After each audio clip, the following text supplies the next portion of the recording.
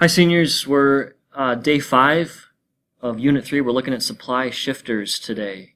Ties into this essential question, what causes supply to change? We previously looked at demand shifters, so this will be similar to what we did before. We're going to identify, draw, and explain how supply changes by reading these various scenarios, show the changes on a graph, then explain those changes verbally or in writing. Ties in with both of our standards that we've been working on so far here with the laws and the shifters and our assessment on March 29th. 3 key terms that we'll define, and we'll start off with a change in supply. Increase or decrease in supply at all price levels as a result of factors other than price. Pause the video and go ahead and take this down, and then we'll continue in a moment.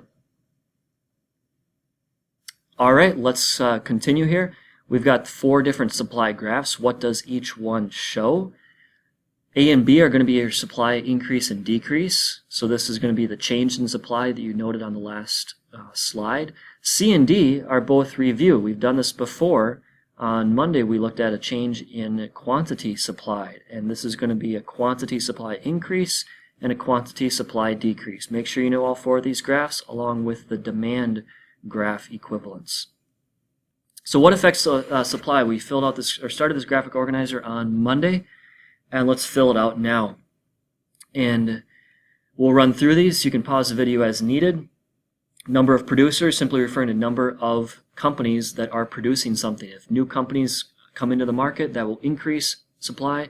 If companies shut down, that decreases supply. Change in the cost of inputs, we'll look more closely at that in just a minute, but inputs should be a familiar term. Natural disasters or political crises, thinking about hurricanes, tornadoes, snowstorms, agreements that political leaders make with other countries that can all affect our supply.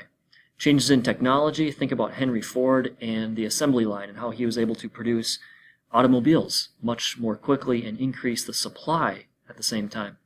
Producer expectations, this is what we're thinking about for future price changes, not current price changes. If it's a current price change, we're thinking about this. But a future price change is what we expect to happen. And government policies. We'll look at 2 examples of government policies. You can refer to page 86 in the text for additional explanations for each of these. But we're going to look at 2 right now, the cost of inputs and government policies. Cost of inputs, you're familiar with this already because we talked about factors of production. We talked about inputs in the production equation. All of these things that are combined together to make a good or a service. And we call them inputs, but they cost money. And what we're talking about is a change in the cost of these things affects our supply. So if the costs increase, it's going to increase your production costs and makes it more expensive to make the product. That results in a supply decrease or a shift to the left. And the opposite is also true. Decreased cost of inputs lowers your production costs. It's less expensive to make the product, and so you can make more of them, and that's a supply increase. And lastly is the government policies. 2 examples, a subsidy and an excise tax. Subsidy is simply money that is paid to the government, paid from the government to a firm. It makes it cheaper to produce something, decreases their costs, increases their supply. Excise tax is just the opposite, makes it more expensive, increases production costs, and it's going to decrease your supply. So anytime you see these words tax or subsidy, think government policy. So a quick practice, pause the video here, see if you can do it on your own, and then I'll go over it with you. All right, taking a look at this, lumber prices and new home construction. I'm thinking about the relationship between these 2.